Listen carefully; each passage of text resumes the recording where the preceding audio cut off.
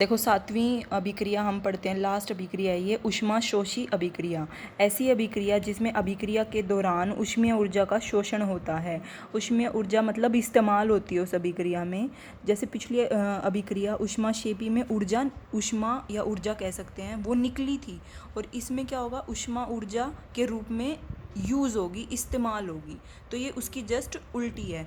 तो अगर मैं इसके उदाहरण की बात करूँ, एग्जाम्पल्स की बात करूँ, तो सबसे पहले अगर आपको याद हो, हमने वियोजन अभिक्रिया पढ़ी थी, शायद सेकंड ही थी संयोजन के बाद। वियोजन का मतलब क्या था, टूटना। तो मैंने वियोजन 3 तरीके से बताया था आपको। सबसे उसमें पहले क्या था, ऊष्मीय वियोजन, फिर उसके बाद क्या था, विद्युत वियोजन, और एक लास्ट में था सूर्य के प्रकाश में वियोजन। तो आपने उसमें देखा होगा जितने भी वियोजन अभिक्रिया थी, मैं उसको एक बार दिखा दूँ आपको। देखो यहाँ थी, तो इनमें क्या थी, ये देखो ऊष्मा क्या हो रही है, ऊष्मा का यूज़ होके ये हमारा जो रिएक्टेंट है, अभिकारक है, वो टूटता है किसमें, उत्पाद में। तो ये ऊष्मा यहाँ निकल रही है कि ये यूज़ कर रही है, इस्तेमाल हो रही है ना। तो ये एक उदाहरण किसका हो गया भाई, ऊष्मा शोषी का। अगर इसके अलग, इससे आगे देखो विद्युत वियोजन था, जब वाटर का इलेक्ट्रोलिसिस बोलते हैं ये इंग्लिश में। विद्युत इलेक्ट्रिसिटी भी क्या है, एक ऊर्जा है। ऊर्जा भी क्या हो गई, ऊष्मा हो गई, हीट एनर्जी हो गई। तो ये इसका जो टूटना है, वाटर का टूटना हाइड्रोजन गैस और ऑक्सीजन में, किसकी सहायता से, ऊष्मा की सहायता से। तो ये भी किसका उदाहरण है, ऊष्मा शोषी का। ये अगला देखो, AgCl से Ag और Cl2 गैस निकली, सूर्य के प्रकाश का इसने इस्तेमाल किया। तो सूर्य का प्रकाश भी क्या दे रहा है हमें, ऊष्मा, यानी ऊष्मा इसमें भी क्या हुई है, इस्तेमाल हुई है। तो ये जितने भी एग्जाम्पल हमने वियोजन में पढ़े थे वो सारे ऊष्मा शोषी अभिक्रिया के उदाहरण थे। तो अगर आपको दोबारा से लिखना है तो मैं दोबारा से लिख देती हूँ इसमें।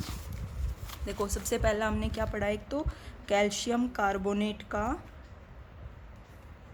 ऊष्मा यूज़ की इसने, और कैल्शियम, ये चूना पत्थर जो बोलते हैं, चूना पत्थर ऊष्मा लेके किस में टूट गया भाई, कैल्शियम के ऑक्साइड में और कार्बन डाइऑक्साइड में।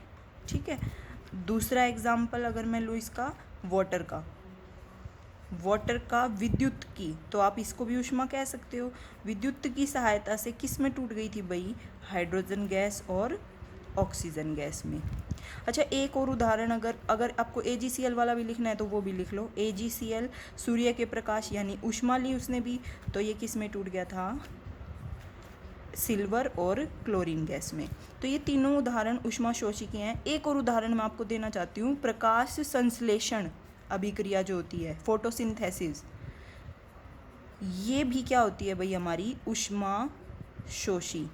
ऊष्मा शोषी कैसे होती है, देखो आपको पता होगा, पौधे जो है अपना खाना कौन सी अभिक्रिया से बनाते हैं, प्रकाश संश्लेषण से। उसमें क्या होता है, जो पौधे होते हैं वो क्या करते हैं भाई, कार्बन डाइऑक्साइड लेते हैं, उसके अंदर पानी लेते हैं, और सूर्य के प्रकाश से, यानी ऊष्मा ही तो ली उन्होंने भी, ऊष्मा का इस्तेमाल किया, और क्या बनाते हैं भाई, वो ग्लूकोज और ऑक्सीजन जो है वो छोड़ देते हैं। तो क्या ये प्रकाश संश्लेषण एक ऊष्माशोषी अभिक्रिया नहीं हुई।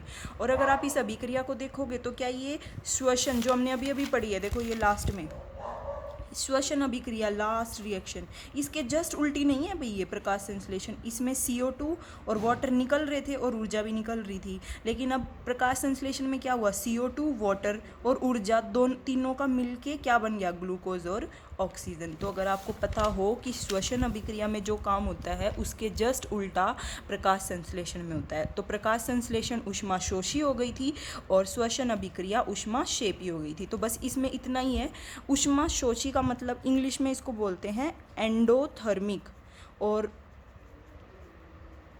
ऊष्माक्षेपी को एक वर्ड बोलते हैं हम एक्सोथर्मिक। देखो थर्म वर्ड किसके लिए यूज होता है, हीट के लिए।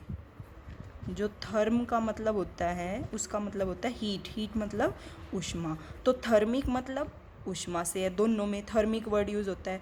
एंडो और एक्सो, एक्सो का मतलब होता है बाहर निकलना, एक्सो मतलब बाहर, और एंडो मतलब अंदर। ठीक है। तो इनका अगर आपको वैसे कभी अगर इंग्लिश में मीनिंग याद है ना, तो आप वैसे भी इनमें कंफ्यूज नहीं होगे। एक्सो मतलब बाहर निकलना, किसका बाहर निकलना, थर्म का, हीट का जब बाहर निकलना है तो वो क्या कहलाएगी, ऊष्माक्षेपी। और एंडो अंदर, थर्म मतलब ऊष्मा, अगर ऊष्मा का अंदर इस्तेमाल हो रहा है तो वो क्या कहलाएगी, ऊष्मा शोषी अभिक्रिया। Thank you.